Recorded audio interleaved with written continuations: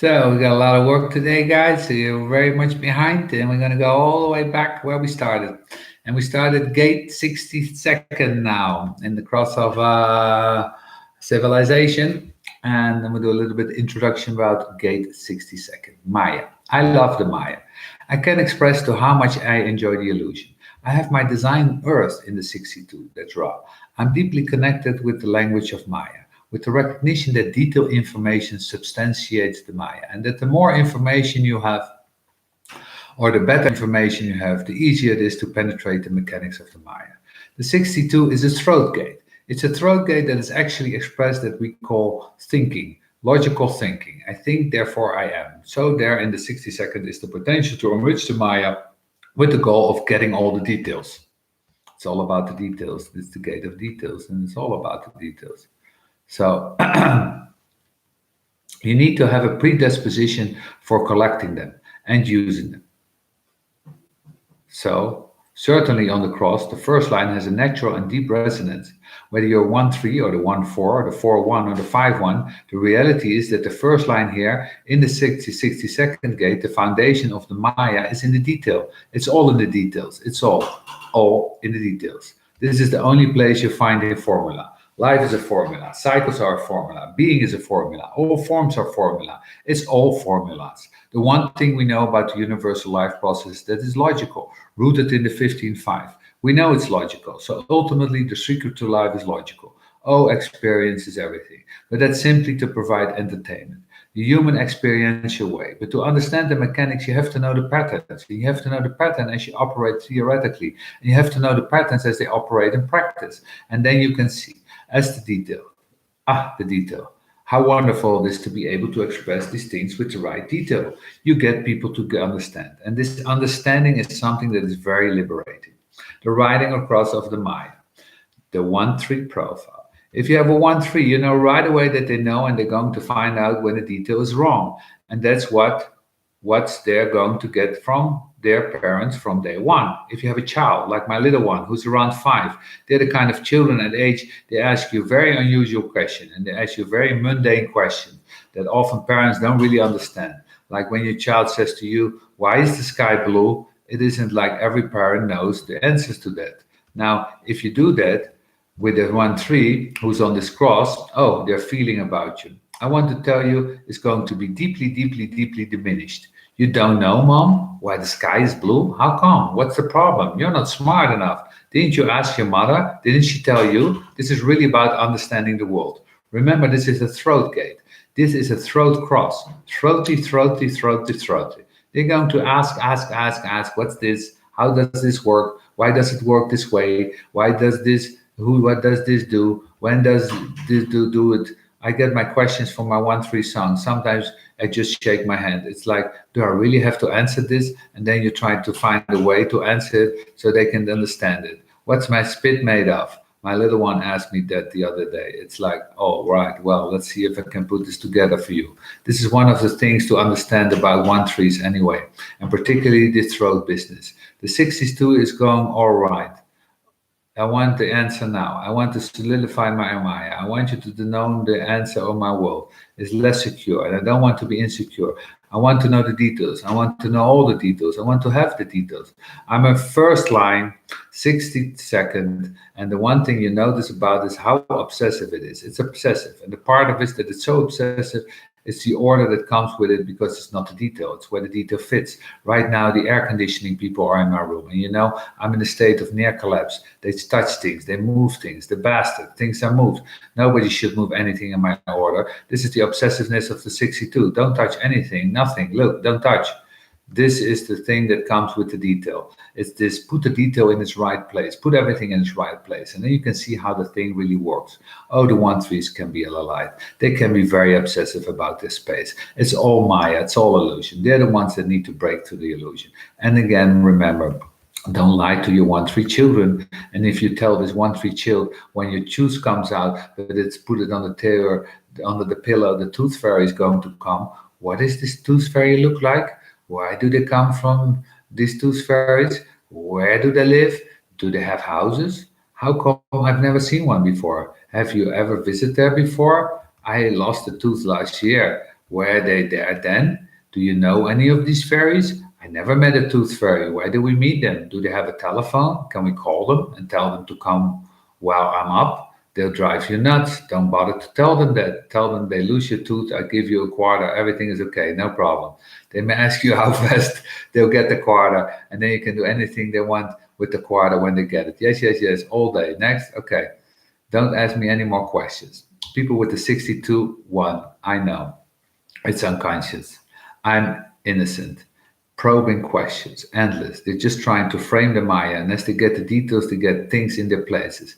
This order that is in the channel of the organization of being. Details are good unless they can organize them. Otherwise, you cannot make any kind of logical presentation.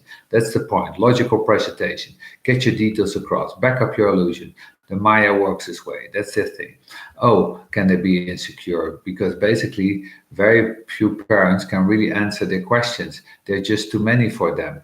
There are too many for them, and it gets embarrassing. Certain parents really, you have to understand, not self-human beings, undefined egos. You've got a mother with an undefined ego, and the child asks her how something works, and the mother can't answer it. And there's a part of her that suffers, and she also sees in her little 1-3 child's eye this look of she's not so smart. She doesn't really get it, does she? After a while, it's like, we know what they are. They're not going to ask them two questions anymore. We're going to tell them what the details are. We're going to tell them what the facts are. Did you know, mother, that the sky is a blue? Because and mother goes, yes, yes, yes, of course I know. Oh, thank God he told me. He didn't ask. One of the things that I stress about this is that there are very special linguistic skills that come with having either the 62nd or the 56th gate. And of course, we're going to be moving towards the 56th. These are very powerful metamorphic gates. The ability is to be able to express details, one of the essential ingredients in humanity's search for what is probable and what is going to protect them, what is going to keep them from fear. So one of the things to keep in mind whenever you're dealing with throat gates in civilization is also to recognize that it's so much on the way in which the concretization is moved is verbally.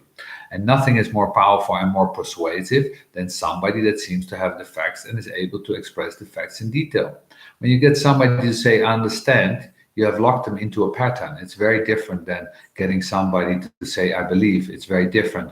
You get somebody to say, I understand, you're getting them to accept a fixed pattern. So the detail gate is very powerful. And we know that. We know that in our lives that all human beings resonate to somebody who says, here are the facts. You can see that in the new age, where the fact that there is somebody that thinks they have real detail and real facts to support some kind of whatever that there is in all kinds of excitement about that possibility. We need detail. It's so clear to me that as a 62 myself, that one of the most, it's like doing this course. I'm doing the course in order to elaborate on the detail. Elaborating on the detail ultimately can lead to somebody having a deeper understanding and recognizing of the pattern and so forth and so on. It's part of the educational process. It's the foundation of the way in which we communicate with each other. And it's through our communication that our intelligence is expanded. You see that in nature in a very rudimentary sense. In other words, you can see the mother of any young. I've watched dogs and cats raise their young, and you can see that there are certain behavioral things, instinctive things that they pass along to the young in order to give the essential tools of survival. But in fact, what makes humans so interesting is that we want much more detail than just that. As a matter of fact, we have so much detail that has nothing to do with anything really, just the stuff that is out there. And this is our process because it's the only true language where we can all share the same kinds of technology. That was that there was really is a possibility for expansion of global consciousness, whether it was the telegraph lines or radio or television or now the internet. Basically what you've seen is a progression in this process of bringing everyone to the same detail at the same time. And if everyone is in the same detail at the same time, we have the density of the whole emerging.